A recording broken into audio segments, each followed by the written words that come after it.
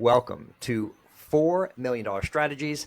Excited here to have another episode for you. Today, our discussion is creating a scalable sales process. Today, we have Michael Wills from Top Line Solutions. Michael, share us with them some best practices on creating a scalable sales process.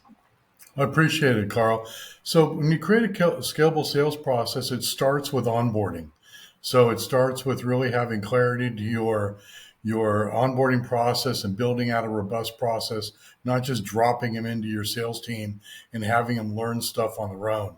So they have to understand your client profile, your company value propositions, and really be well trained on all the tools and I think really importantly the best practices that other salespeople have used and developed within your team. Um, that You need to work with the most effective reps to really identify what that looks like and to map out that sales process and identifying which of the different pieces of it are really suitable across all of your sales team and really making sure that you've not only mapped that and documented it, you've trained those people against those processes. Um, Leads are really critical. Not only do you have to generate them, but once you get them, you've got to be able to use them effectively. So I like to build a lead scoring process into my teams so that they can understand what is a good lead. How does that lead really fit to your company against your value propositions and your ideal customer profile? Because not all leads are good leads, and chasing bad leads is a waste of time. And I always say to my salespeople, the only thing they can control in the entire sales process is their time. So how they use it and what they use it on is very important. You know, as you look at a scalable sales process, a real trip up is when you're out there hiring people and you bring them into your team, you're making a lot of assumptions. You're assuming that they really have the ability to understand your processes, your products, and be able to integrate into your company and your culture. But on the scalable sales process model, you're assuming that they have training.